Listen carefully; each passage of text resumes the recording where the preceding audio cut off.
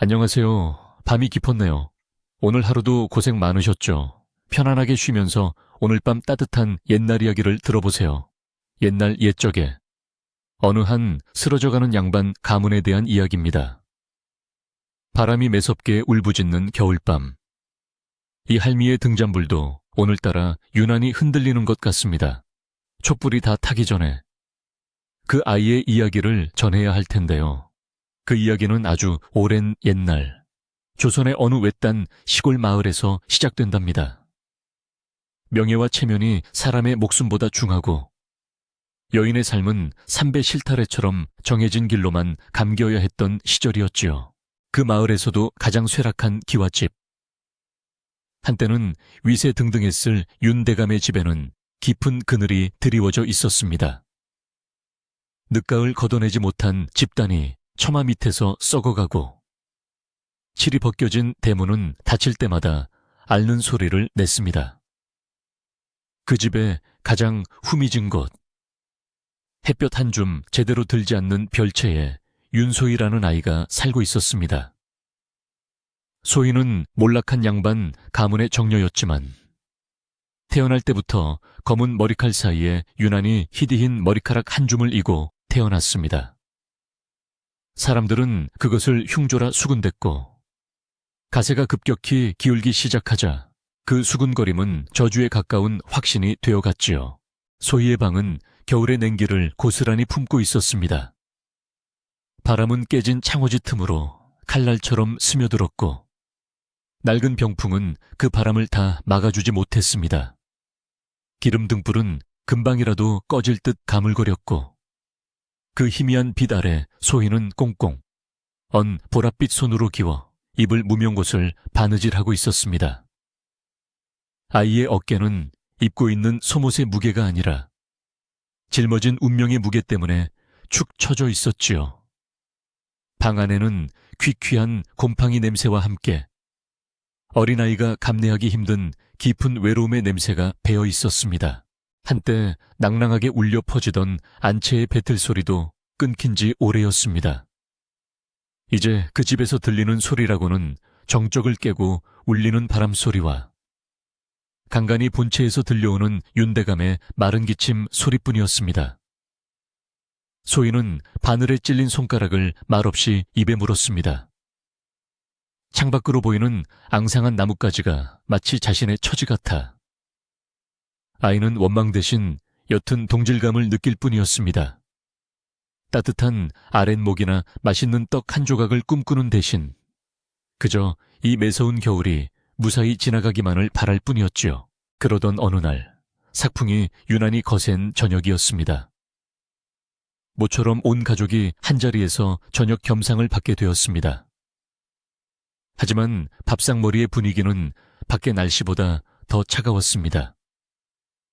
윤대감은 말이 없었고 그의 새 부인이자 소희의 계모인 박씨 부인만이 겉도는 수저질을 하고 있었습니다.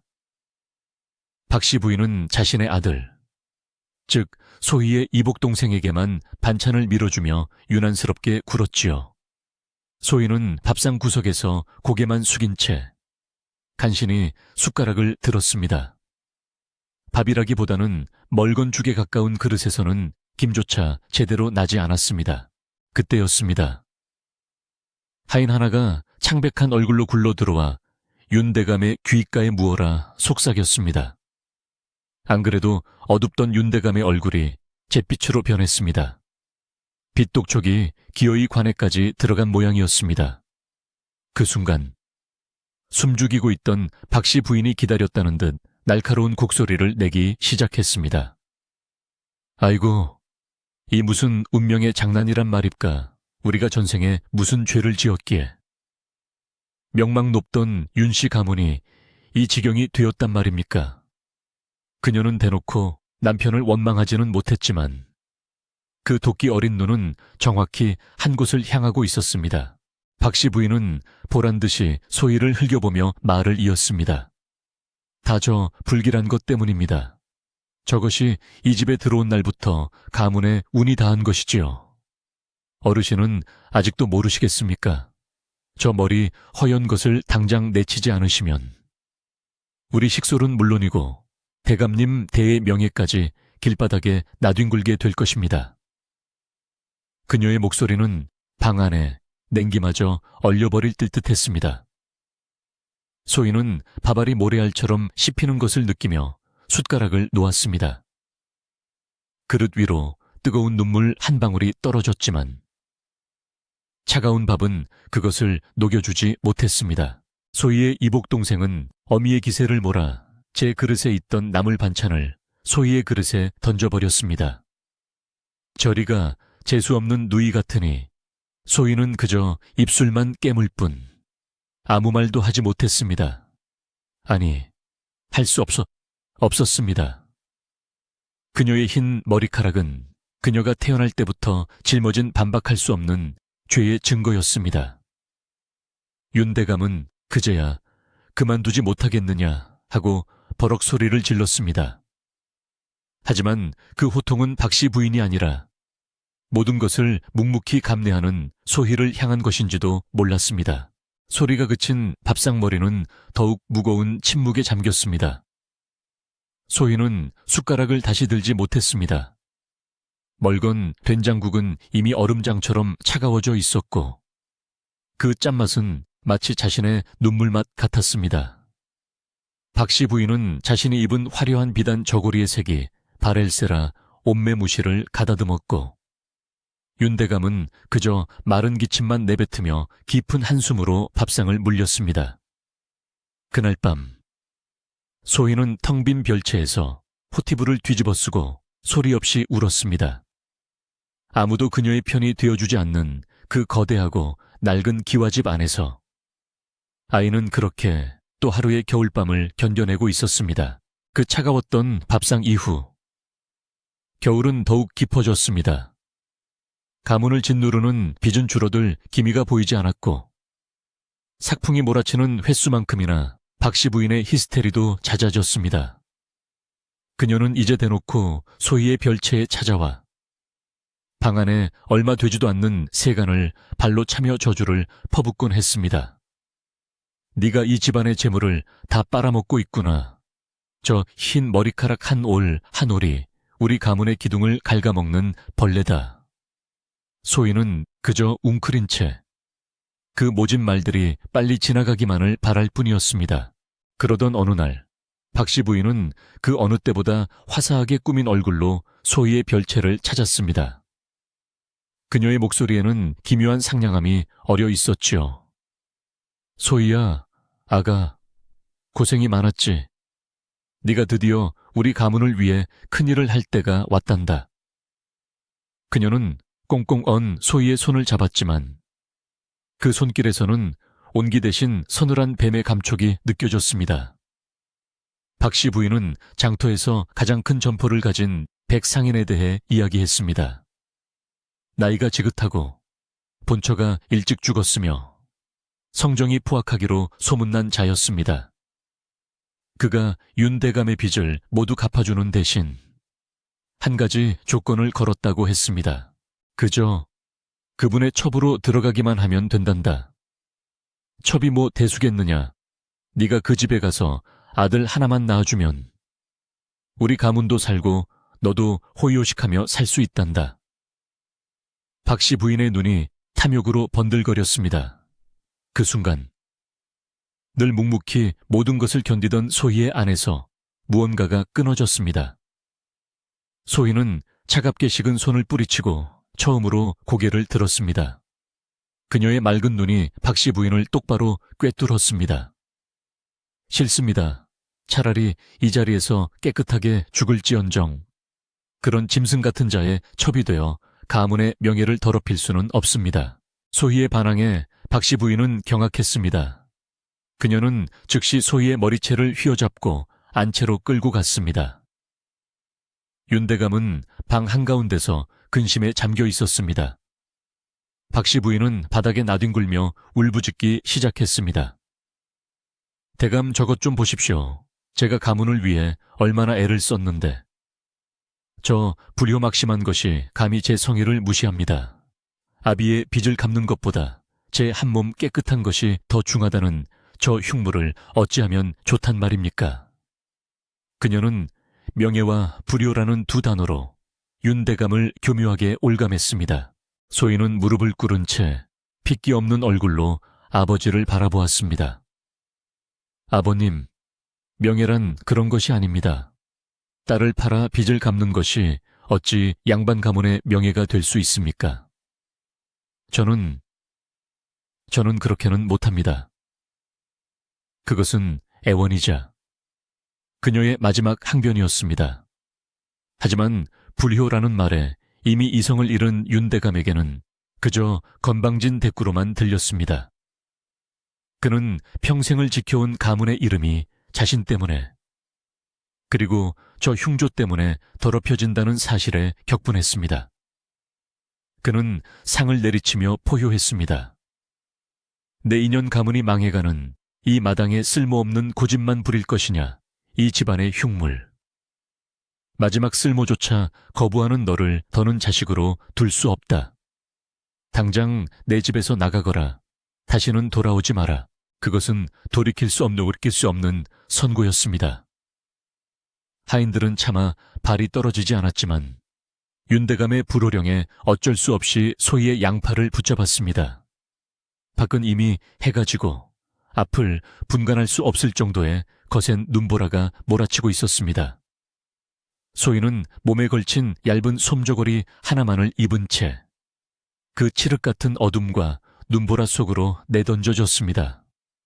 그녀가 돌아볼 새도 없이 윤씨 가문의 낡고 거대한 대문은 굉음을 내며 굳게 닫혔습니다. 그 소리는 마치 소희의 삶과 세상을 단절시키는 듯 무겁고도 차갑게 울려 퍼졌습니다. 살을 애는 듯한 바람이 소희의 얇은 무명 치마를 뚫고 들어왔습니다. 발의 감각은 이미 사라진 지 오래였고 온몸이 거대한 얼음덩이가 된 듯했습니다. 숲은 끝이 없었고 내리는 눈은 그녀의 시야를 가렸습니다.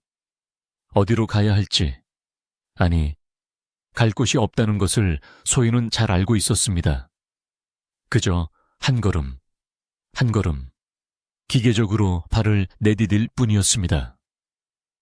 짐승의 울음소리가 섞인 바람소리가 귓가를 맴돌았습니다.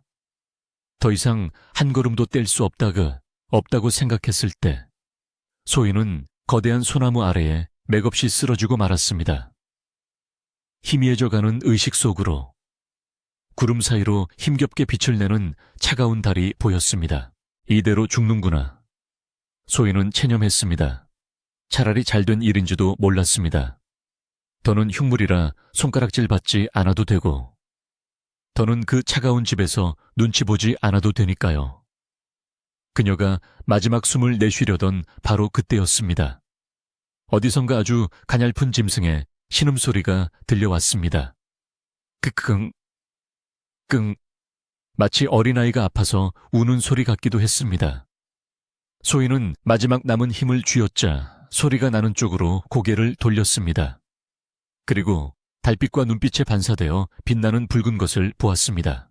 그것은 덫에 걸린 작은 짐승이었습니다. 새하얀 눈 위에 불띠붉은 피가 흩뿌려져 있었고 그 가운데 새하얀 털을 가진 작은 여우 한 마리가 사냥꾼이 놓은 쇠덫의 앞다리가 끼인 채 발버둥 치고 있었습니다. 놀라운 것은 그 여우의 꼴이었습니다. 피와 눈으로 엉겨 붙어 있었지만 분명 하나가 아니었습니다. 여러 개의 꼬리가 고통스럽게 떨리고 있었습니다. 그 순간 소희는 자신의 죽음도 추위도 모두 잊었습니다. 자신처럼 버림받고 고통받는 존재에 대한 연민이 그녀의 몸을 움직였습니다. 소희는 눈밭을 기어 여우에게 다가갔습니다. 여우는 처음에는 경계하며 이빨을 드러냈지만 소희의 눈에서 저기가 아닌 자신과 닮은 깊은 슬픔을 읽었는지 이내 잠잠해졌습니다. 괜찮아, 아프지? 소희는 곱아버린 손으로 차가운 쇠덫을 만졌습니다. 이미 감각이 없는 손이었지만 쇠붙이의 냉기는 뼛속까지 파고들었습니다. 그녀는 이를 악물고 덫의 아가리를 벌리려 애썼습니다. 덫은 꿈쩍도 하지 않았습니다. 소희는 쇠를 잡은 손이 찢어져 피가 나는 것도 아랑곳하지 않고 온몸에 무게를 실어 덫을 당겼습니다. 탁 하는 소리와 함께 덫이 벌어지고 여우의 다리가 풀려났습니다. 소희는 안도했지만 여우의 다리에서는 피가 멈추지 않았습니다. 그녀는 망설임 없이 자신의 무명 치맛자락을 손으로 찢어냈습니다. 그리고 그 낡고 얇은 천조각으로 여우의 상처를 정성껏 동염해 주었습니다. 자신의 몸을 덮어줄 유일한 천이었지만 지금은 눈앞에 이 작은 생명이 더 중요했습니다. 소희는 피 흘리는 여우를 자신의 품속으로 끌어안았습니다. 자신의 마지막 남은 온기라도 나누어 주고 싶었습니다. 나도 버림받았단다.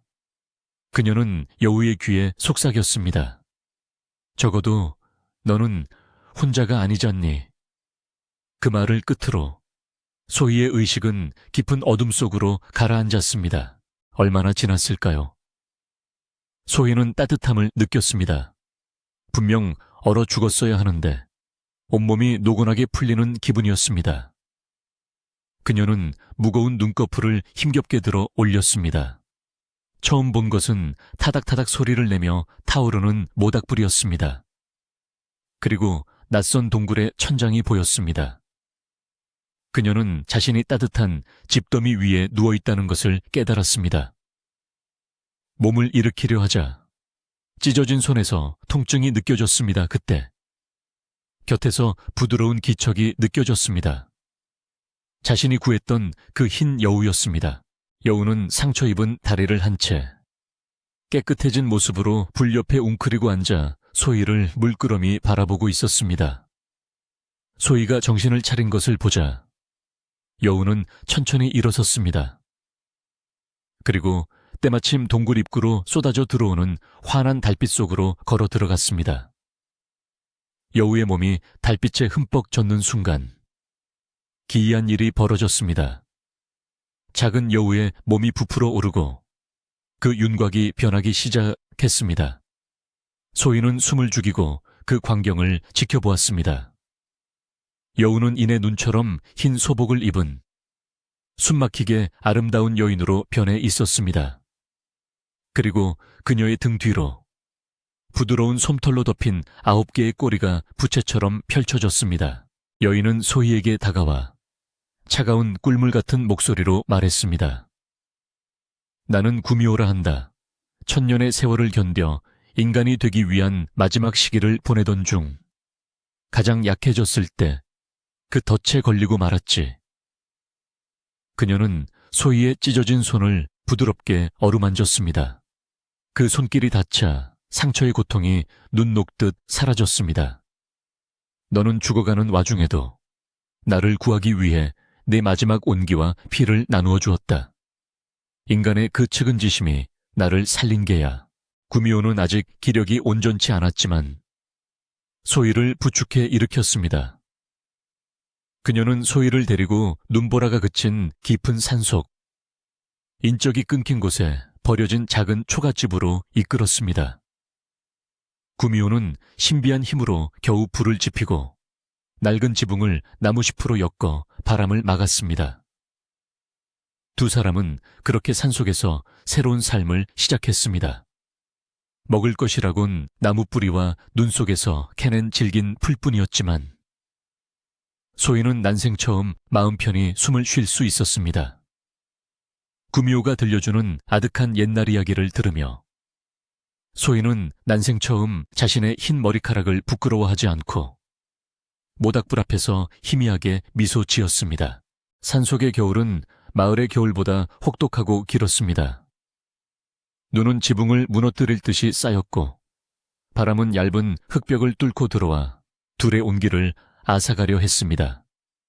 구미호는 더 이상 여우의 모습으로 장난을 치지 않았습니다. 인간의 형상을 한 그녀의 얼굴은 달빛처럼 창백해져 갔지요.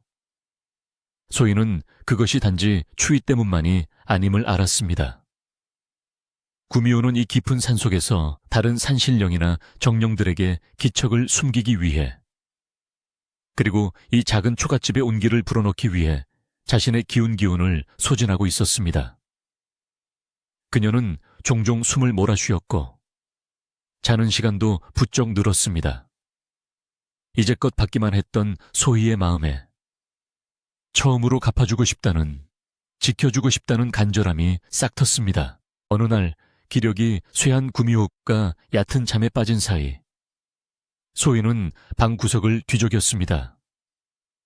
그곳에는 구미호가 예전에 버려진 민가에서 주워 온 낡은 보따리가 하나 있었습니다. 혹시 솜이라도 더 될 것이 있을까 하여 풀어본 보따리 안에서 소희는 작은 나무 상자를 발견했습니다. 그 안에는 빛이 바래긴 했지만 고운 빛깔의 비단 조각들과 몇 개의 실타래, 그리고 녹슬지 않은 바늘 한 개가 들어있었습니다. 아마도 시집오던 새아씨가 미처 다 쓰지 못하고 피난이라도 간 듯했습니다. 소희는 가만히 그것들을 만져보았습니다. 그녀의 손은 꽁꽁 얼어 있었지만 비단 조각들은 부드럽게 손에 감겼습니다. 그날 밤 소희는 가물거리는 불빛 곁에 앉았습니다. 잠든 구미호의 숨소리는 고요했습니다. 소희는 바늘에 실을 꿰었습니다. 그녀는 양반집 규수로서 자수를 배운 적이 있었지만 그것은 그저 시간을 때우기 위한 방편이었습니다. 하지만 지금은 달랐습니다.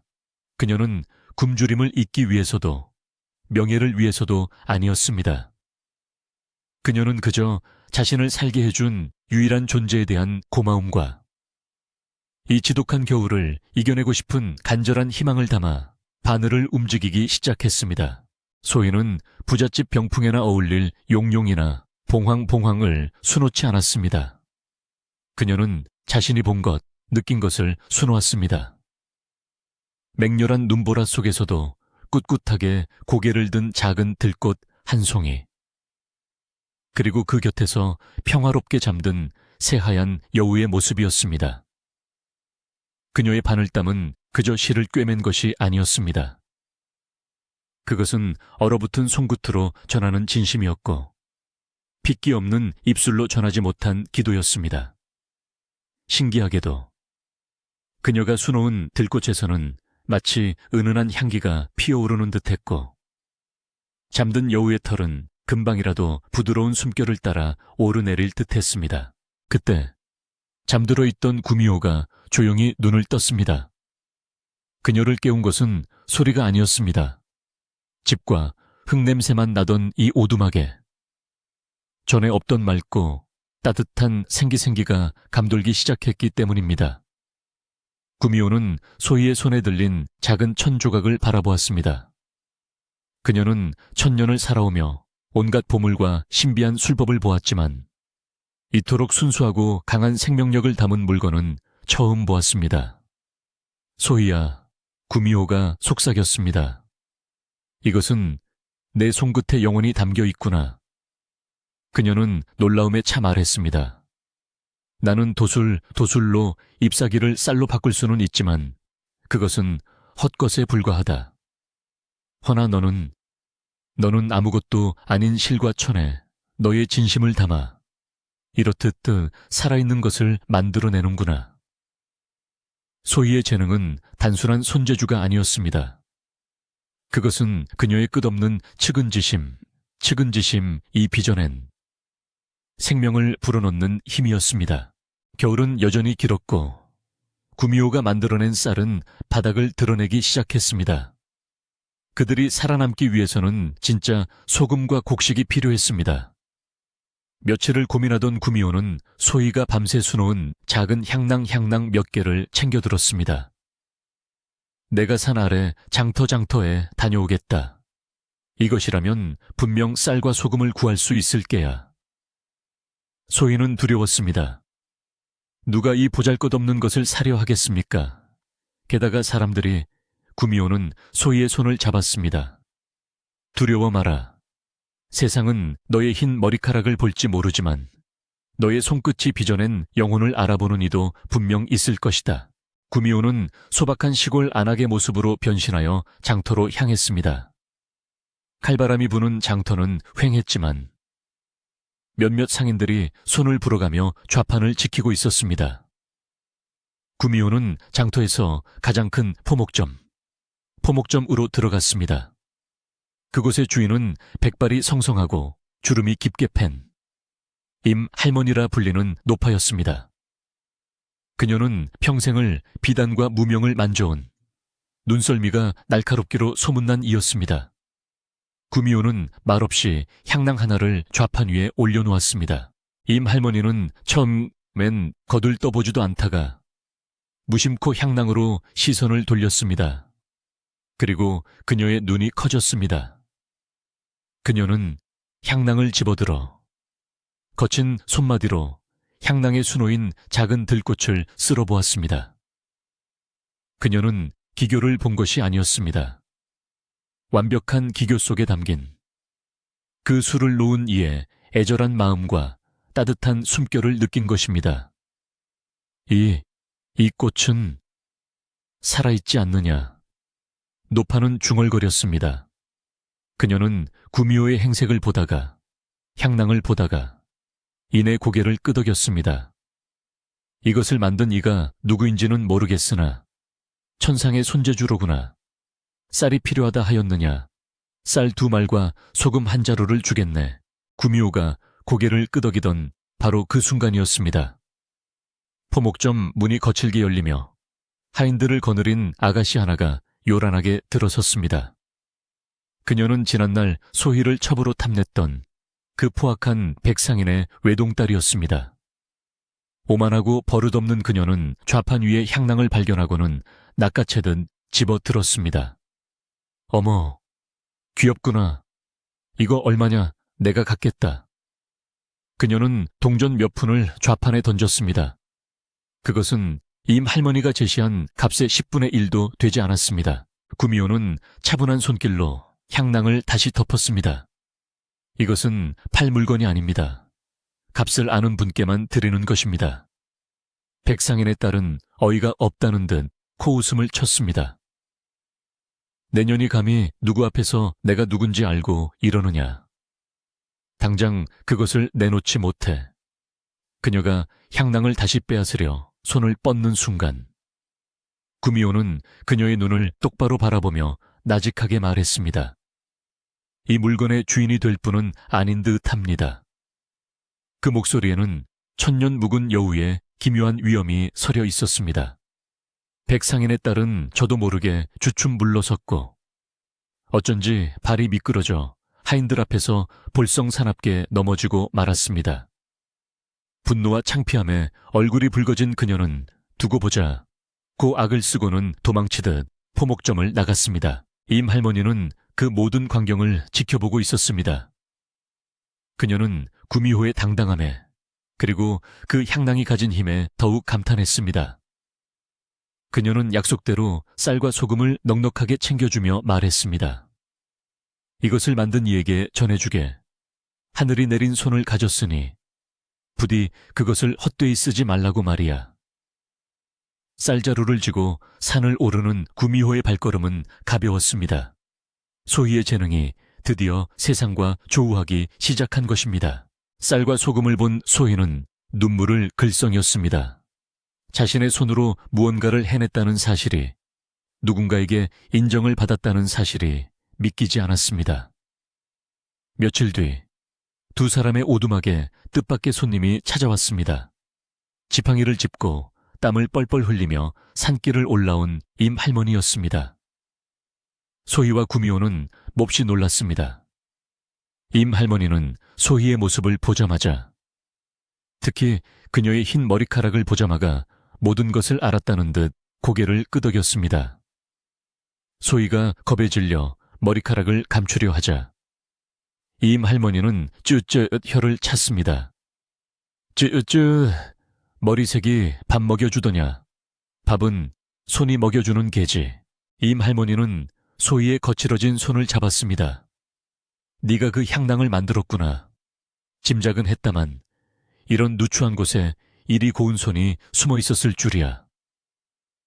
그녀는 숨을 고르고 본론을 꺼냈습니다. 고을의 원님 외동딸이 곧 혼례를 치르는데 몸이 몹시 약하다는 것이었습니다. 원님은 청렴한 분이시지만 그 딸 자식 걱정에 밤잠을 못 이루신다네. 나는 그 아이에게 돈으로 바른 옷이 아니라 네가 만든 향낭에서처럼 영혼이 담기고 생기가 넘치는 홀레복 화로들 지어 입히고 싶다네.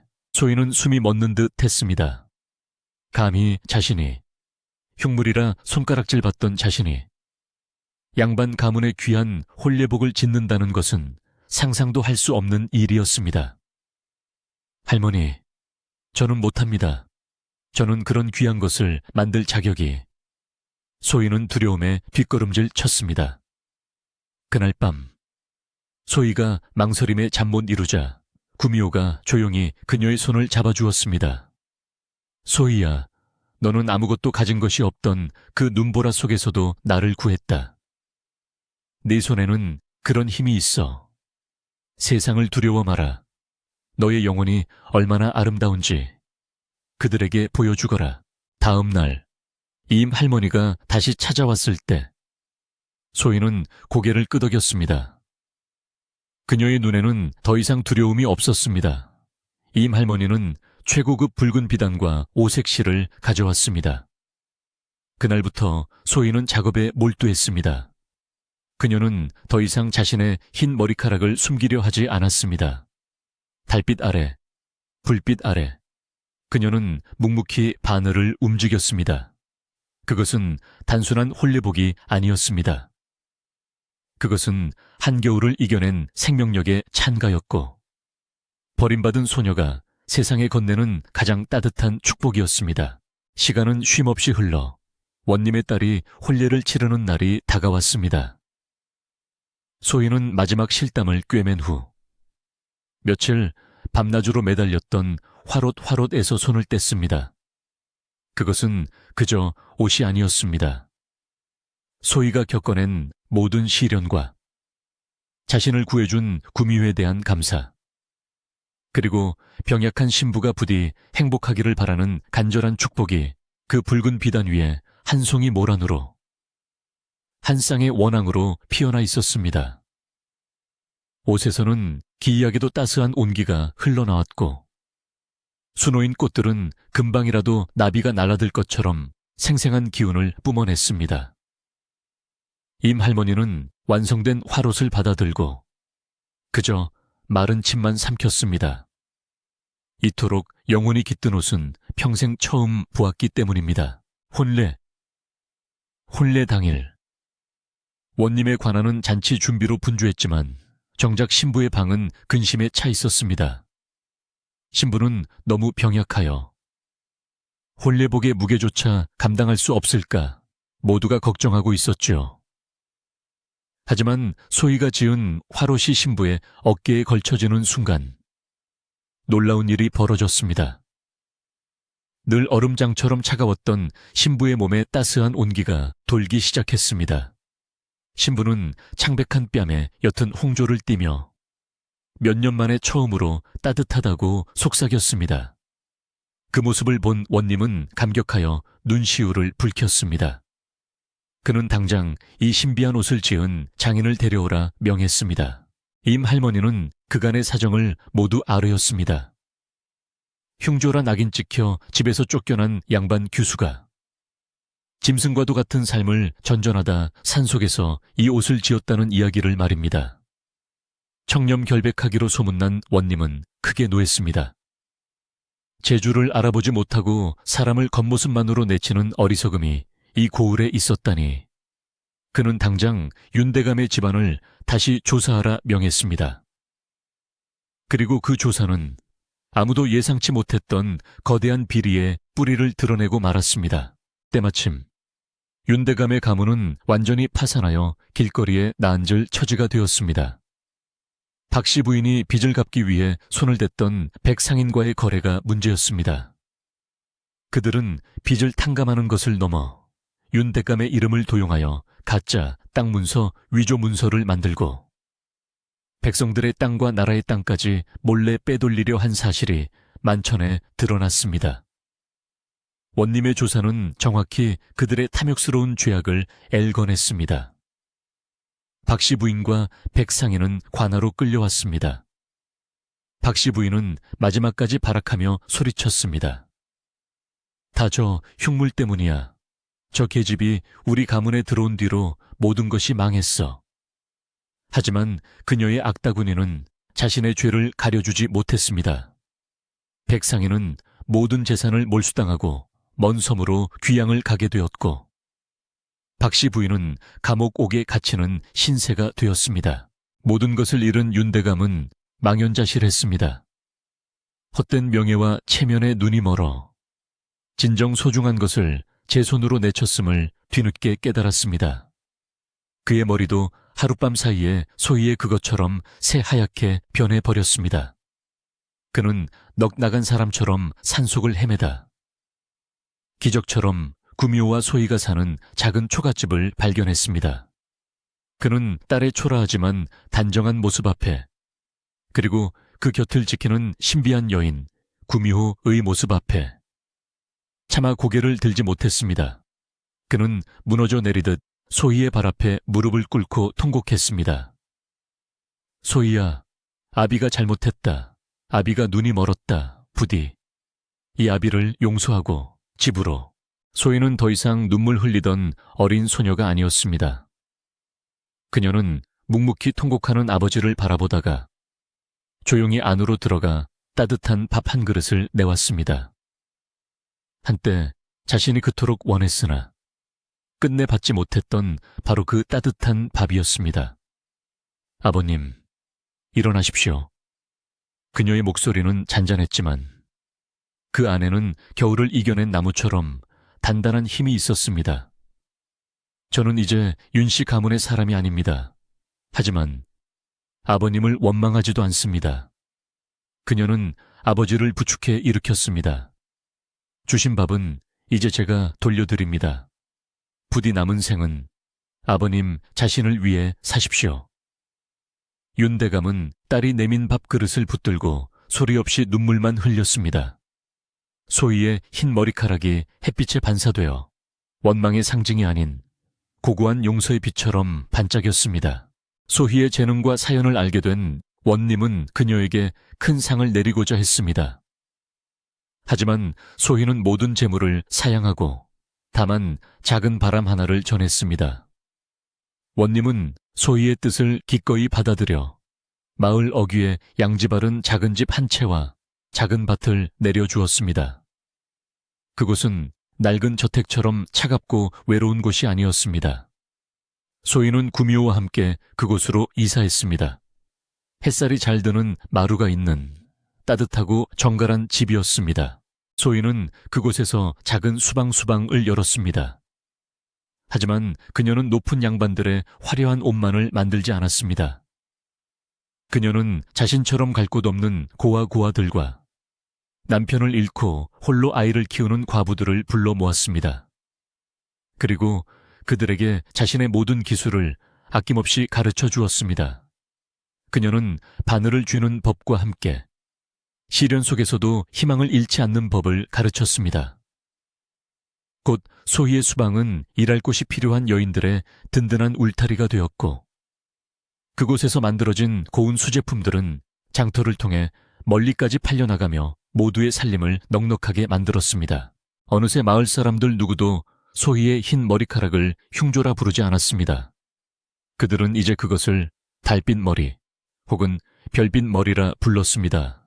온갖 고난을 이겨낸 인내와 굳은 일도 마다하지 않는 선한 마음씨의 상징이 되었지요. 사람들은 소희가 만든 자수를 몸에 지니면 앓던 아이가 건강해지고 백길이 평안해진다며 앞다투어 그것을 구해갔습니다. 한때 모두가 피하고 저주했던 흉조가 이제는 모두가 바라는 길조가 된 것입니다. 이야기는 이렇게 끝이 납니다. 마침내 추운 겨울이 가고 소희의 새집 마당에는 봄이 찾아왔습니다. 소희가 수놓았던 바로 그 들꽃들이 마당 가득 피어났습니다. 따사로운 봄볕 아래 새하얀 여우의 모습을 한 구미호가 툇마루에 길게 누워 나른하게 낮잠을 자고 있었습니다. 소희는 그 곁에 앉아 환하게 웃으며 쭈뼛거리며 다가온 작은 고아 소녀의 손을 잡고 첫 바늘담을 가르쳐주고 있었습니다. 한때 배틀 소리마저 끊겼던 그녀의 삶에 이제는 아이들의 맑은 웃음소리와 희망을 짜는 여인들의 활기찬 목소리가 가득했습니다. 에필로그. 자, 보세요. 결국 흉조를 길조로 바꾼 것이 무엇이었나요? 하늘의 뜻이었을까요? 아니랍니다. 그것은 한겨울 얼어붙은 쇠부티를 맨손으로 잡아당긴, 죽어가는 생명을 외면하지 못한 바로 그 따뜻한 마음씨였지요. 그러니 내 아가들도 잊지 마세요. 운명은 하늘이 정해주는 것이 아니라 내 마음이 짓고 내 손이 만들어가는 것이랍니다. 자, 이제 밤이 참으로 깊었습니다. 이 할미의 등잔불도 이제 다 타들어가네요. 부디 따뜻한 꿈을 꾸시길. 안녕하세요. 밤이 깊었네요. 오늘 하루도 고생 많으셨죠. 편안하게 쉬면서 오늘 밤 따뜻한 옛날 이야기를 들어보세요. 옛날 옛적에 어느 한 쓰러져가는 양반 가문에 대한 이야기입니다. 바람이 매섭게 울부짖는 겨울밤. 이 할미의 등잔불도 오늘따라 유난히 흔들리는 것 같습니다. 촛불이 다 타기 전에 그 아이의 이야기를 전해야 할 텐데요.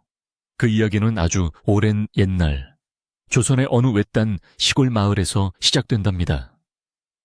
명예와 체면이 사람의 목숨보다 중하고 여인의 삶은 삼배 실타래처럼 정해진 길로만 감겨야 했던 시절이었지요. 그 마을에서도 가장 쇠락한 기와집. 한때는 위세 등등했을 윤대감의 집에는 깊은 그늘이 드리워져 있었습니다. 늦가을 걷어내지 못한 집단이 처마 밑에서 썩어가고 칠이 벗겨진 대문은 닫힐 때마다 앓는 소리를 냈습니다. 그 집에 가장 후미진 곳, 햇볕 한 줌 제대로 들지 않는 별채에 윤소희라는 아이가 살고 있었습니다. 소희는 몰락한 양반 가문의 정녀였지만 태어날 때부터 검은 머리칼 사이에 유난히 희디흰 머리카락 한 줌을 이고 태어났습니다. 사람들은 그것을 흉조라 수군댔고 가세가 급격히 기울기 시작하자 그 수군거림은 저주에 가까운 확신이 되어갔지요. 소희의 방은 겨울의 냉기를 고스란히 품고 있었습니다. 바람은 깨진 창호지 틈으로 칼날처럼 스며들었고 낡은 병풍은 그 바람을 다 막아주지 못했습니다. 기름 등불은 금방이라도 꺼질 듯 가물거렸고 그 희미한 빛 아래 소희는 꽁꽁 언 보랏빛 손으로 기워 입을 무명곳을 바느질하고 있었습니다. 아이의 어깨는 입고 있는 속옷의 무게가 아니라 짊어진 운명의 무게 때문에 축 처져 있었지요. 방 안에는 퀴퀴한 곰팡이 냄새와 함께 어린아이가 감내하기 힘든 깊은 외로움의 냄새가 배어 있었습니다. 한때 낭랑하게 울려 퍼지던 안채의 배틀 소리도 끊긴 지 오래였습니다. 이제 그 집에서 들리는 소리라고는 정적을 깨고 울리는 바람 소리와 간간히 본체에서 들려오는 윤대감의 마른 기침 소리뿐이었습니다. 소희는 바늘에 찔린 손가락을 말없이 입에 물었습니다. 창밖으로 보이는 앙상한 나뭇가지가 마치 자신의 처지 같아 아이는 원망 대신 옅은 동질감을 느낄 뿐이었습니다.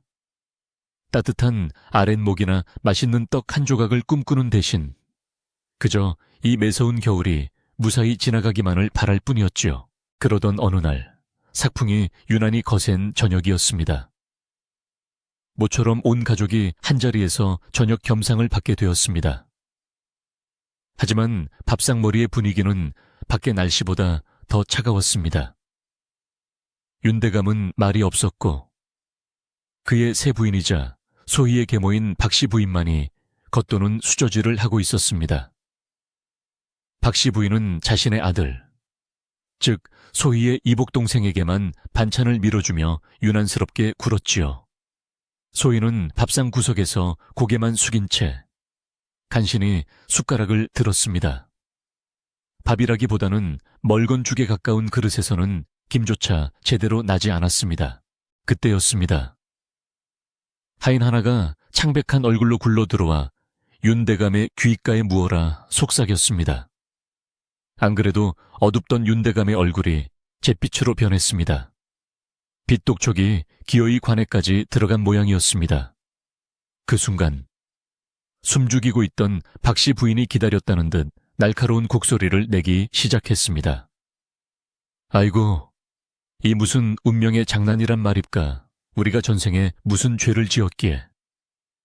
명망 높던 윤씨 가문이 이 지경이 되었단 말입니까. 그녀는 대놓고 남편을 원망하지는 못했지만 그 도끼 어린 눈은 정확히 한 곳을 향하고 있었습니다. 박씨 부인은 보란듯이 소희를 흘겨보며 말을 이었습니다. 다 저 불길한 것 때문입니다. 저것이 이 집에 들어온 날부터 가문에 운이 닿은 것이지요. 어르신은 아직도 모르시겠습니까? 저 머리 허연 것을 당장 내치지 않으시면 우리 식솔은 물론이고 대감님 대의 명예까지 길바닥에 나뒹굴게 될 것입니다. 그녀의 목소리는 방 안에 냉기마저 얼려버릴 듯했습니다. 소희는 밥알이 모래알처럼 씹히는 것을 느끼며 숟가락을 놓았습니다. 그릇 위로 뜨거운 눈물 한 방울이 떨어졌지만 차가운 밥은 그것을 녹여주지 못했습니다. 소희의 이복 동생은 어미의 기세를 몰아 제 그릇에 있던 나물 반찬을 소희의 그릇에 던져버렸습니다. 저리가 재수없는 누이 같으니 소희는 그저 입술만 깨물 뿐 아무 말도 하지 못했습니다. 아니, 할 수 없었습니다. 그녀의 흰 머리카락은 그녀가 태어날 때부터 짊어진 반박할 수 없는 죄의 증거였습니다. 윤대감은 그제야 그만두지 못하겠느냐 하고 버럭 소리를 질렀습니다. 하지만 그 호통은 박씨 부인이 아니라 모든 것을 묵묵히 감내하는 소희를 향한 것인지도 몰랐습니다. 소리가 그친 밥상머리는 더욱 무거운 침묵에 잠겼습니다. 소희는 숟가락을 다시 들지 못했습니다. 멀건 된장국은 이미 얼음장처럼 차가워져 있었고 그 짠맛은 마치 자신의 눈물맛 같았습니다. 박씨 부인은 자신이 입은 화려한 비단 저고리의 색이 바렐세라 옷매무시를 가다듬었고 윤대감은 그저 마른 기침만 내뱉으며 깊은 한숨으로 밥상을 물렸습니다. 그날 밤 소희는 텅 빈 별채에서 포티브를 뒤집어 쓰고 소리 없이 울었습니다. 아무도 그녀의 편이 되어주지 않는 그 거대하고 낡은 기와집 안에서 아이는 그렇게 또 하루의 겨울밤을 견뎌내고 있었습니다. 그 차가웠던 밥상 이후 겨울은 더욱 깊어졌습니다. 가문을 짓누르는 빚은 줄어들 기미가 보이지 않았고 삭풍이 몰아치는 횟수만큼이나 박씨 부인의 히스테리도 잦아졌습니다. 그녀는 이제 대놓고 소희의 별채에 찾아와 방 안에 얼마 되지도 않는 세간을 발로 차며 저주를 퍼붓곤 했습니다. 네가 이 집안의 재물을 다 빨아먹고 있구나. 저 흰 머리카락 한 올 한 올이 우리 가문의 기둥을 갉아먹는 벌레다. 소희는 그저 웅크린 채 그 모진 말들이 빨리 지나가기만을 바랄 뿐이었습니다. 그러던 어느 날 박씨 부인은 그 어느 때보다 화사하게 꾸민 얼굴로 소희의 별채를 찾았습니다. 그녀의 목소리에는 기묘한 상냥함이 어려 있었지요. 소희야, 아가, 고생이 많았지. 네가 드디어 우리 가문을 위해 큰일을 할 때가 왔단다. 그녀는 꽁꽁 언 소희의 손을 잡았지만 그 손길에서는 온기 대신 서늘한 뱀의 감촉이 느껴졌습니다. 박씨 부인은 장터에서 가장 큰 점포를 가진 백상인에 대해 이야기했습니다. 나이가 지긋하고 본처가 일찍 죽었으며 성정이 포악하기로 소문난 자였습니다. 그가 윤대감의 빚을 모두 갚아주는 대신 한 가지 조건을 걸었다고 했습니다. 그저 그분의 첩으로 들어가기만 하면 된단다. 첩이 뭐 대수겠느냐. 네가 그 집에 가서 아들 하나만 낳아주면 우리 가문도 살고 너도 호의호식하며 살 수 있단다. 박씨 부인의 눈이 탐욕으로 번들거렸습니다. 그 순간 늘 묵묵히 모든 것을 견디던 소희의 안에서 무언가가 끊어졌습니다. 소희는 차갑게 식은 손을 뿌리치고 처음으로 고개를 들었습니다. 그녀의 맑은 눈이 박씨 부인을 똑바로 꿰뚫었습니다. 싫습니다. 차라리 이 자리에서 깨끗하게 죽을지언정 그런 짐승 같은 자의 첩이 되어 가문의 명예를 더럽힐 수는 없습니다. 소희의 반항에 박씨 부인은 경악했습니다. 그녀는 즉시 소희의 머리채를 휘어잡고 안채로 끌고 갔습니다. 윤대감은 방 한가운데서 근심에 잠겨 있었습니다. 박씨 부인은 바닥에 나뒹굴며 울부짖기 시작했습니다. 대감 저것 좀 보십시오. 제가 가문을 위해 얼마나 애를 썼는데. 저 불효막심한 것이 감히 제 성의를 무시합니다. 아비의 빚을 갚는 것보다 제 한 몸 깨끗한 것이 더 중하다는 저 흉물을 어찌하면 좋단 말입니까? 그녀는 명예와 불효라는 두 단어로 윤대감을 교묘하게 올감했습니다. 소희는 무릎을 꿇은 채 핏기 없는 얼굴로 아버지를 바라보았습니다. 아버님, 명예란 그런 것이 아닙니다. 딸을 팔아 빚을 갚는 것이 어찌 양반 가문의 명예가 될 수 있습니까? 저는 그렇게는 못합니다. 그것은 애원이자 그녀의 마지막 항변이었습니다. 하지만 불효라는 말에 이미 이성을 잃은 윤대감에게는 그저 건방진 대꾸로만 들렸습니다. 그는 평생을 지켜온 가문의 이름이 자신 때문에 그리고 저 흉조 때문에 더럽혀진다는 사실에 격분했습니다. 그는 상을 내리치며 포효했습니다. 내 인연 가문이 망해가는 이 마당에 쓸모없는 고집만 부릴 것이냐, 이 집안의 흉물. 마지막 쓸모조차 거부하는 너를 더는 자식으로 둘 수 없다. 당장 내 집에서 나가거라. 다시는 돌아오지 마라. 그것은 돌이킬 수 없는 선고였습니다. 하인들은 차마 발이 떨어지지 않았지만 윤대감의 불호령에 어쩔 수 없이 소희의 양팔을 붙잡았습니다. 밖은 이미 해가 지고 앞을 분간할 수 없을 정도의 거센 눈보라가 몰아치고 있었습니다. 소희는 몸에 걸친 얇은 솜저고리 하나만을 입은 채 그 칠흑 같은 어둠과 눈보라 속으로 내던져졌습니다. 그녀가 돌아볼 새도 없이 윤씨 가문의 낡고 거대한 대문은 굉음을 내며 굳게 닫혔습니다. 그 소리는 마치 소희의 삶과 세상을 단절시키는 듯 무겁고도 차갑게 울려 퍼졌습니다. 살을 애는 듯한 바람이 소희의 얇은 무명 치마를 뚫고 들어왔습니다. 발의 감각은 이미 사라진 지 오래였고 온몸이 거대한 얼음덩이가 된 듯했습니다. 숲은 끝이 없었고 내리는 눈은 그녀의 시야를 가렸습니다. 어디로 가야 할지, 아니, 갈 곳이 없다는 것을 소희는 잘 알고 있었습니다. 그저 한 걸음, 한 걸음, 기계적으로 발을 내디딜 뿐이었습니다. 짐승의 울음소리가 섞인 바람소리가 귓가를 맴돌았습니다. 더 이상 한 걸음도 뗄 수 없다고 생각했을 때 소희는 거대한 소나무 아래에 맥없이 쓰러지고 말았습니다. 희미해져가는 의식 속으로 구름 사이로 힘겹게 빛을 내는 차가운 달이 보였습니다. 이대로 죽는구나. 소희는 체념했습니다. 차라리 잘된 일인지도 몰랐습니다. 더는 흉물이라 손가락질 받지 않아도 되고 더는 그 차가운 집에서 눈치 보지 않아도 되니까요. 그녀가 마지막 숨을 내쉬려던 바로 그때였습니다. 어디선가 아주 가냘픈 짐승의 신음소리가 들려왔습니다. 끙, 마치 어린아이가 아파서 우는 소리 같기도 했습니다. 소희는 마지막 남은 힘을 쥐어짜 소리가 나는 쪽으로 고개를 돌렸습니다. 그리고 달빛과 눈빛에 반사되어 빛나는 붉은 것을 보았습니다. 그것은 덫에 걸린 작은 짐승이었습니다. 새하얀 눈 위에 불띠붉은 피가 흩뿌려져 있었고 그 가운데 새하얀 털을 가진 작은 여우 한 마리가 사냥꾼이 놓은 쇠덫에 앞다리가 끼인 채 발버둥 치고 있었습니다. 놀라운 것은 그 여우의 꼴이었습니다. 피와 눈으로 엉겨 붙어 있었지만 분명 하나가 아니었습니다. 여러 개의 꼬리가 고통스럽게 떨리고 있었습니다. 그 순간 소희는 자신의 죽음도 추위도 모두 잊었습니다.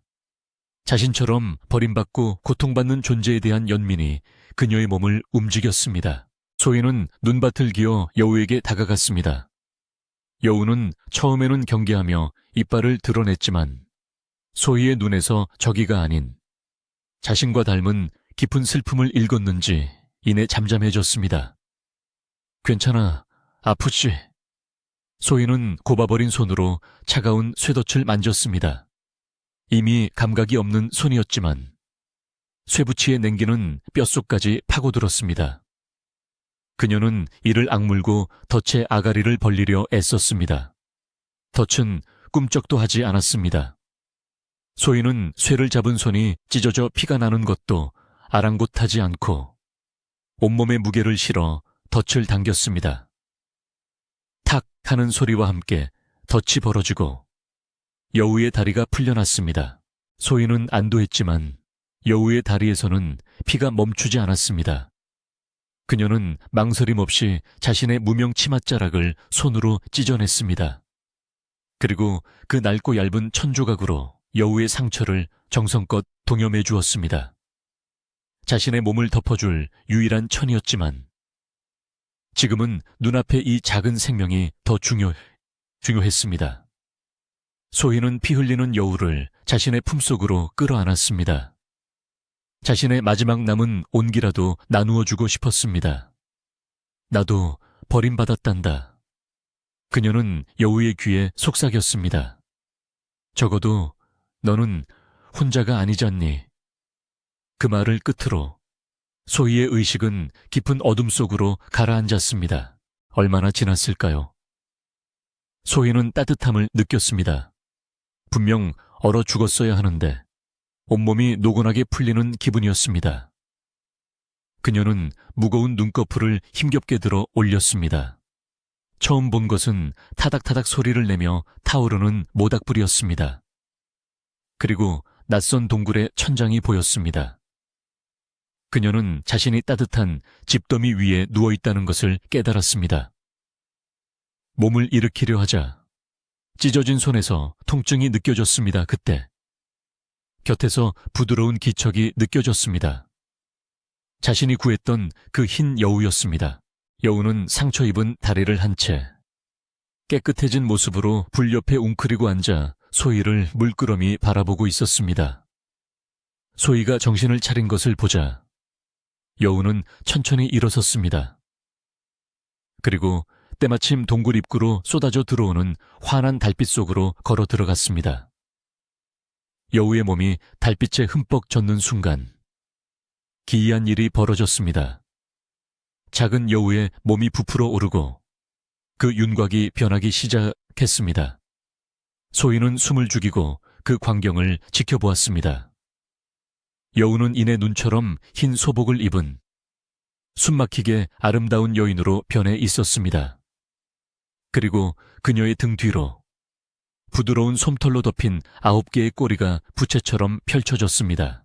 여인은 소희에게 다가와 차가운 꿀물 같은 목소리로 말했습니다. 나는 구미호라 한다.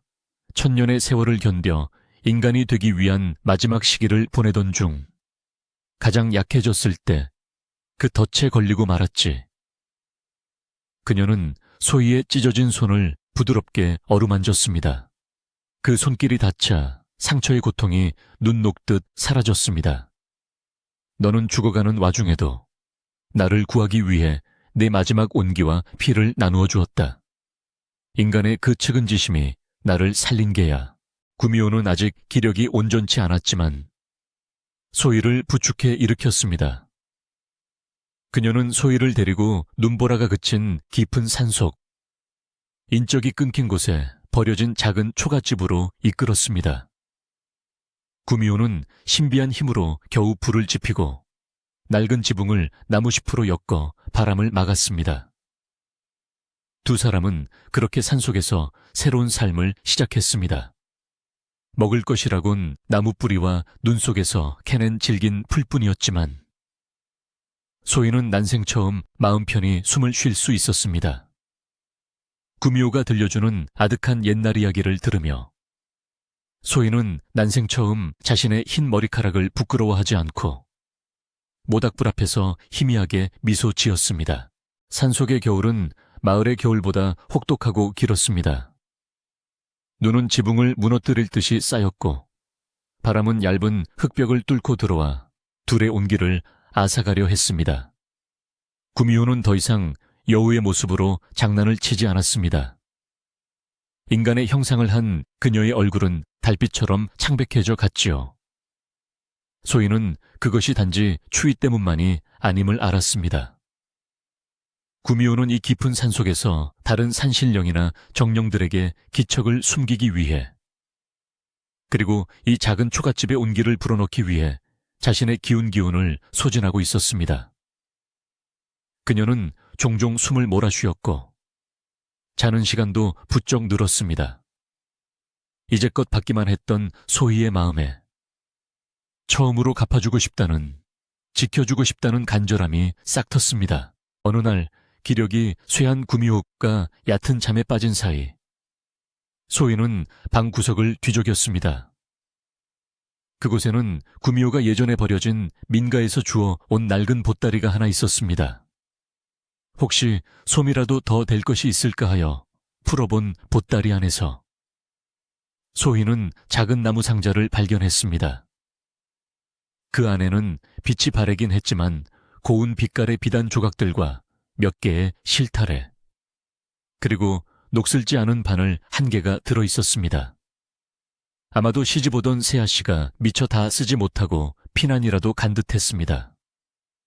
소희는 가만히 그것들을 만져보았습니다. 그녀의 손은 꽁꽁 얼어 있었지만 비단 조각들은 부드럽게 손에 감겼습니다. 그날 밤 소희는 가물거리는 불빛 곁에 앉았습니다. 잠든 구미호의 숨소리는 고요했습니다. 소희는 바늘에 실을 꿰었습니다. 그녀는 양반집 규수로서 자수를 배운 적이 있었지만 그것은 그저 시간을 때우기 위한 방편이었습니다. 하지만 지금은 달랐습니다. 그녀는 굶주림을 잊기 위해서도 명예를 위해서도 아니었습니다. 그녀는 그저 자신을 살게 해준 유일한 존재에 대한 고마움과 이 지독한 겨울을 이겨내고 싶은 간절한 희망을 담아 바늘을 움직이기 시작했습니다. 소희는 부잣집 병풍에나 어울릴 용용이나 봉황을 수놓지 않았습니다. 그녀는 자신이 본 것, 느낀 것을 수놓았습니다. 맹렬한 눈보라 속에서도 꿋꿋하게 고개를 든 작은 들꽃 한 송이, 그리고 그 곁에서 평화롭게 잠든 새하얀 여우의 모습이었습니다. 그녀의 바늘땀은 그저 실을 꿰맨 것이 아니었습니다. 그것은 얼어붙은 손끝으로 전하는 진심이었고 핏기 없는 입술로 전하지 못한 기도였습니다. 신기하게도 그녀가 수놓은 들꽃에서는 마치 은은한 향기가 피어오르는 듯했고 잠든 여우의 털은 금방이라도 부드러운 숨결을 따라 오르내릴 듯했습니다. 그때 잠들어 있던 구미호가 조용히 눈을 떴습니다. 그녀를 깨운 것은 소리가 아니었습니다. 집과 흙냄새만 나던 이 오두막에 전에 없던 맑고 따뜻한 생기가 감돌기 시작했기 때문입니다. 구미호는 소희의 손에 들린 작은 천 조각을 바라보았습니다. 그녀는 천년을 살아오며 온갖 보물과 신비한 술법을 보았지만 이토록 순수하고 강한 생명력을 담은 물건은 처음 보았습니다. 소희야, 구미호가 속삭였습니다. 이것은 내 손끝에 영혼이 담겨 있구나. 그녀는 놀라움에 차 말했습니다. 나는 도술로 잎사귀를 쌀로 바꿀 수는 있지만 그것은 헛것에 불과하다. 허나 너는 아무것도 아닌 실과 천에 너의 진심을 담아 이렇듯 살아있는 것을 만들어내는구나. 소희의 재능은 단순한 손재주가 아니었습니다. 그것은 그녀의 끝없는 측은지심 이 빚어낸 생명을 불어넣는 힘이었습니다. 겨울은 여전히 길었고 구미호가 만들어낸 쌀은 바닥을 드러내기 시작했습니다. 그들이 살아남기 위해서는 진짜 소금과 곡식이 필요했습니다. 며칠을 고민하던 구미호는 소희가 밤새 수놓은 작은 향낭 몇 개를 챙겨들었습니다. 내가 산 아래 장터에 다녀오겠다. 이것이라면 분명 쌀과 소금을 구할 수 있을 게야. 소희는 두려웠습니다. 누가 이 보잘것없는 것을 사려 하겠습니까? 게다가 사람들이. 구미호는 소희의 손을 잡았습니다. 두려워 마라. 세상은 너의 흰 머리카락을 볼지 모르지만 너의 손끝이 빚어낸 영혼을 알아보는 이도 분명 있을 것이다. 구미호는 소박한 시골 안악의 모습으로 변신하여 장터로 향했습니다. 칼바람이 부는 장터는 휑했지만 몇몇 상인들이 손을 불어가며 좌판을 지키고 있었습니다. 구미호는 장터에서 가장 큰 포목점으로 들어갔습니다. 그곳의 주인은 백발이 성성하고 주름이 깊게 팬 임할머니라 불리는 노파였습니다. 그녀는 평생을 비단과 무명을 만져온 눈썰미가 날카롭기로 소문난 이였습니다. 구미호는 말없이 향낭 하나를 좌판 위에 올려놓았습니다. 임할머니는 처음엔 거들떠보지도 않다가 무심코 향낭으로 시선을 돌렸습니다. 그리고 그녀의 눈이 커졌습니다. 그녀는 향낭을 집어들어 거친 손마디로 향낭에 수놓인 작은 들꽃을 쓸어보았습니다. 그녀는 기교를 본 것이 아니었습니다. 완벽한 기교 속에 담긴 그 술을 놓은 이의 애절한 마음과 따뜻한 숨결을 느낀 것입니다. 이 꽃은 살아있지 않느냐. 노파는 중얼거렸습니다. 그녀는 구미호의 행색을 보다가 향낭을 보다가 이내 고개를 끄덕였습니다. 이것을 만든 이가 누구인지는 모르겠으나 천상의 손재주로구나. 쌀이 필요하다 하였느냐. 쌀 2말과 소금 1자루를 주겠네. 구미호가 고개를 끄덕이던 바로 그 순간이었습니다. 포목점 문이 거칠게 열리며 하인들을 거느린 아가씨 하나가 요란하게 들어섰습니다. 그녀는 지난날 소희를 첩으로 탐냈던 그 포악한 백상인의 외동딸이었습니다. 오만하고 버릇없는 그녀는 좌판 위에 향낭을 발견하고는 낚아채듯 집어들었습니다. 어머, 귀엽구나. 이거 얼마냐? 내가 갖겠다. 그녀는 동전 몇 푼을 좌판에 던졌습니다. 그것은 임할머니가 제시한 값의 10분의 1도 되지 않았습니다. 구미호는 차분한 손길로 향낭을 다시 덮었습니다. 이것은 팔 물건이 아닙니다. 값을 아는 분께만 드리는 것입니다. 백상인의 딸은 어이가 없다는 듯 코웃음을 쳤습니다. 내년이 감히 누구 앞에서 내가 누군지 알고 이러느냐. 당장 그것을 내놓지 못해. 그녀가 향낭을 다시 빼앗으려 손을 뻗는 순간 구미호는 그녀의 눈을 똑바로 바라보며 나직하게 말했습니다. 이 물건의 주인이 될 분은 아닌 듯합니다.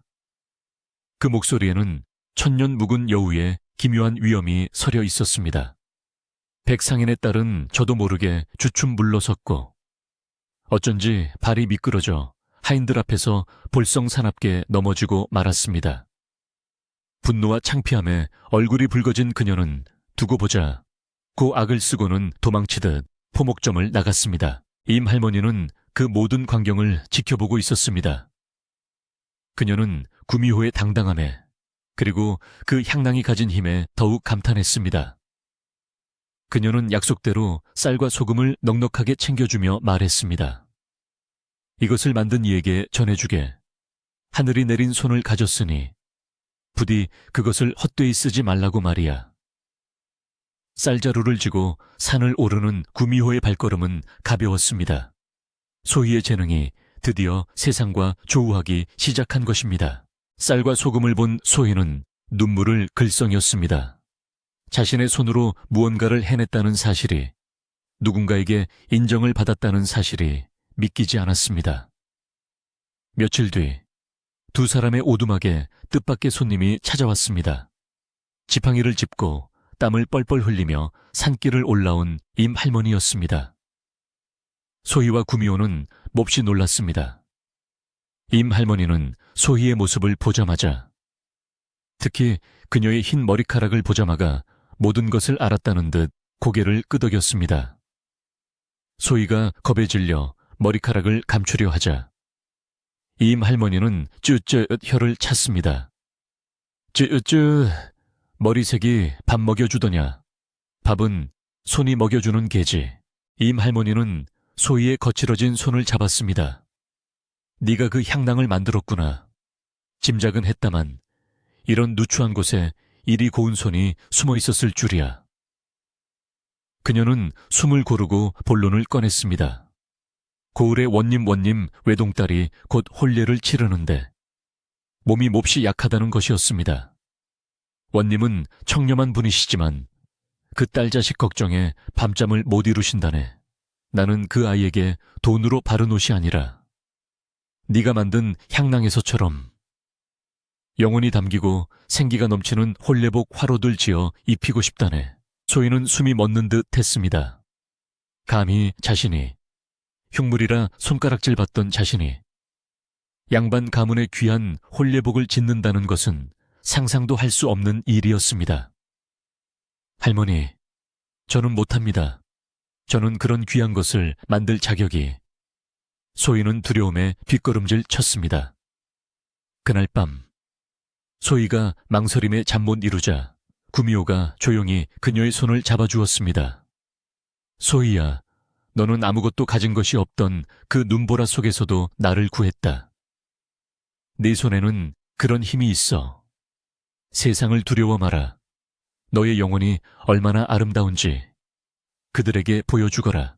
다음 날, 임 할머니가 다시 찾아왔을 때 소희는 고개를 끄덕였습니다. 그녀의 눈에는 더 이상 두려움이 없었습니다. 임 할머니는 최고급 붉은 비단과 오색 실을 가져왔습니다. 그날부터 소희는 작업에 몰두했습니다. 그녀는 더 이상 자신의 흰 머리카락을 숨기려 하지 않았습니다. 달빛 아래, 불빛 아래, 그녀는 묵묵히 바늘을 움직였습니다. 그것은 단순한 혼례복이 아니었습니다. 그것은 한겨울을 이겨낸 생명력의 찬가였고, 버림받은 소녀가 세상에 건네는 가장 따뜻한 축복이었습니다. 시간은 쉼없이 흘러 원님의 딸이 혼례를 치르는 날이 다가왔습니다. 소희는 마지막 실땀을 꿰맨 후 며칠 밤낮으로 매달렸던 화롯에서 손을 뗐습니다. 그것은 그저 옷이 아니었습니다. 소희가 겪어낸 모든 시련과 자신을 구해준 구미호에 대한 감사, 그리고 병약한 신부가 부디 행복하기를 바라는 간절한 축복이 그 붉은 비단 위에 한 송이 모란으로, 한 쌍의 원앙으로 피어나 있었습니다. 옷에서는 기이하게도 따스한 온기가 흘러나왔고 수놓인 꽃들은 금방이라도 나비가 날아들 것처럼 생생한 기운을 뿜어냈습니다. 임 할머니는 완성된 화롯을 받아들고 그저 마른 침만 삼켰습니다. 이토록 영혼이 깃든 옷은 평생 처음 보았기 때문입니다. 혼례 당일 원님의 관아는 잔치 준비로 분주했지만 정작 신부의 방은 근심에 차 있었습니다. 신부는 너무 병약하여 혼례복의 무게조차 감당할 수 없을까 모두가 걱정하고 있었죠. 하지만 소희가 지은 화롯이 신부의 어깨에 걸쳐지는 순간 놀라운 일이 벌어졌습니다. 늘 얼음장처럼 차가웠던 신부의 몸에 따스한 온기가 돌기 시작했습니다. 신부는 창백한 뺨에 옅은 홍조를 띠며 몇 년 만에 처음으로 따뜻하다고 속삭였습니다. 그 모습을 본 원님은 감격하여 눈시울을 붉혔습니다. 그는 당장 이 신비한 옷을 지은 장인을 데려오라 명했습니다. 임 할머니는 그간의 사정을 모두 아뢰었습니다. 흉조라 낙인 찍혀 집에서 쫓겨난 양반 규수가 짐승과도 같은 삶을 전전하다 산속에서 이 옷을 지었다는 이야기를 말입니다. 청렴결백하기로 소문난 원님은 크게 노했습니다. 재주를 알아보지 못하고 사람을 겉모습만으로 내치는 어리석음이 이 고을에 있었다니. 그는 당장 윤대감의 집안을 다시 조사하라 명했습니다. 그리고 그 조사는 아무도 예상치 못했던 거대한 비리의 뿌리를 드러내고 말았습니다. 때마침 윤대감의 가문은 완전히 파산하여 길거리에 나앉을 처지가 되었습니다. 박씨 부인이 빚을 갚기 위해 손을 댔던 백상인과의 거래가 문제였습니다. 그들은 빚을 탕감하는 것을 넘어 윤대감의 이름을 도용하여 가짜 땅 문서, 위조 문서를 만들고 백성들의 땅과 나라의 땅까지 몰래 빼돌리려 한 사실이 만천에 드러났습니다. 원님의 조사는 정확히 그들의 탐욕스러운 죄악을 엘거냈습니다. 박씨 부인과 백상인은 관하로 끌려왔습니다. 박씨 부인은 마지막까지 발악하며 소리쳤습니다. 다 저 흉물 때문이야. 저 계집이 우리 가문에 들어온 뒤로 모든 것이 망했어.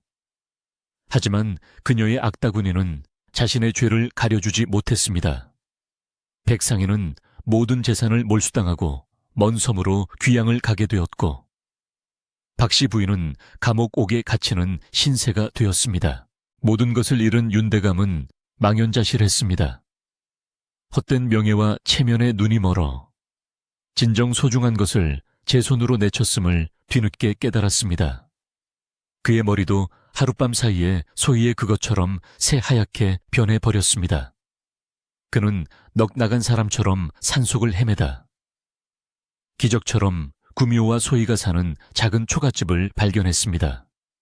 그는 딸의 초라하지만 단정한 모습 앞에 그리고 그 곁을 지키는 신비한 여인 구미호의 모습 앞에 차마 고개를 들지 못했습니다. 그는 무너져 내리듯 소희의 발 앞에 무릎을 꿇고 통곡했습니다. 소희야, 아비가 잘못했다. 아비가 눈이 멀었다. 부디 이 아비를 용서하고 집으로. 소희는 더 이상 눈물 흘리던 어린 소녀가 아니었습니다. 그녀는 묵묵히 통곡하는 아버지를 바라보다가 조용히 안으로 들어가 따뜻한 밥 한 그릇을 내왔습니다. 한때 자신이 그토록 원했으나 끝내 받지 못했던 바로 그 따뜻한 밥이었습니다. 아버님, 일어나십시오. 그녀의 목소리는 잔잔했지만 그 안에는 겨울을 이겨낸 나무처럼 단단한 힘이 있었습니다. 저는 이제 윤씨 가문의 사람이 아닙니다. 하지만 아버님을 원망하지도 않습니다.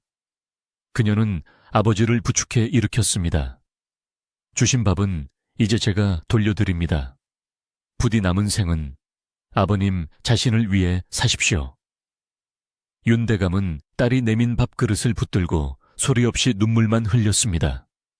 소희의 흰 머리카락이 햇빛에 반사되어 원망의 상징이 아닌 고고한 용서의 빛처럼 반짝였습니다. 소희의 재능과 사연을 알게 된 원님은 그녀에게 큰 상을 내리고자 했습니다. 하지만 소희는 모든 재물을 사양하고 다만 작은 바람 하나를 전했습니다. 원님은 소희의 뜻을 기꺼이 받아들여 마을 어귀에 양지 바른 작은 집 한 채와 작은 밭을 내려주었습니다. 그곳은 낡은 저택처럼 차갑고 외로운 곳이 아니었습니다. 소희는 구미호와 함께 그곳으로 이사했습니다. 햇살이 잘 드는 마루가 있는 따뜻하고 정갈한 집이었습니다. 소희는 그곳에서 작은 수방을 열었습니다. 하지만 그녀는 높은 양반들의 화려한 옷만을 만들지 않았습니다. 그녀는 자신처럼 갈 곳 없는 고아들과 남편을 잃고 홀로 아이를 키우는 과부들을 불러 모았습니다. 그리고 그들에게 자신의 모든 기술을 아낌없이 가르쳐 주었습니다.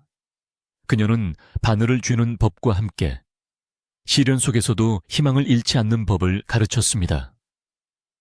곧 소희의 수방은 일할 곳이 필요한 여인들의 든든한 울타리가 되었고 그곳에서 만들어진 고운 수제품들은 장터를 통해 멀리까지 팔려나가며 모두의 살림을 넉넉하게 만들었습니다. 어느새 마을 사람들 누구도 소희의 흰 머리카락을 흉조라 부르지 않았습니다. 그들은 이제 그것을 달빛 머리, 혹은 별빛 머리라 불렀습니다. 온갖 고난을 이겨낸 인내와 굳은 일도 마다하지 않는 선한 마음씨의 상징이 되었지요. 사람들은 소희가 만든 자수를 몸에 지니면 앓던 아이가 건강해지고 백길이 평안해진다며 앞다투어 그것을 구해갔습니다. 한때 모두가 피하고 저주했던 흉조가 이제는 모두가 바라는 길조가 된 것입니다. 이야기는 이렇게 끝이 납니다.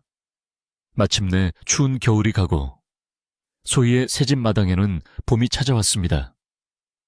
소희가 수놓았던 바로 그 들꽃들이 마당 가득 피어났습니다. 따사로운 봄볕 아래 새하얀 여우의 모습을 한 구미호가 툇마루마루에 길게 누워 나른하게 낮잠을 자고 있었습니다. 소희는 그 곁에 앉아 환하게 웃으며 쭈뼛거리며 다가온 작은 고와 소녀의 손을 잡고 첫 바늘땀을 가르쳐주고 있었습니다. 한때 배틀 소리마저 끊겼던 그녀의 삶에 이제는 아이들의 맑은 웃음소리와 희망을 짜는 여인들의 활기찬 목소리가 가득했습니다. 에필로그. 자, 보세요. 결국 흉조를 길조로 바꾼 것이 무엇이었나요? 하늘의 뜻이었을까요? 아니랍니다. 그것은 한겨울 얼어붙은 쇠부티를 맨손으로 잡아당긴 죽어가는 생명을 외면하지 못한 바로 그 따뜻한 마음씨였지요. 그러니 내 아가들도 잊지 마세요. 운명은 하늘이 정해주는 것이 아니라 내 마음이 짓고 내 손이 만들어가는 것이랍니다. 자, 이제 밤이 참으로 깊었습니다. 이 할미의 등잔불도 이제 다 타들어가네요. 부디 따뜻한 꿈을 꾸시길.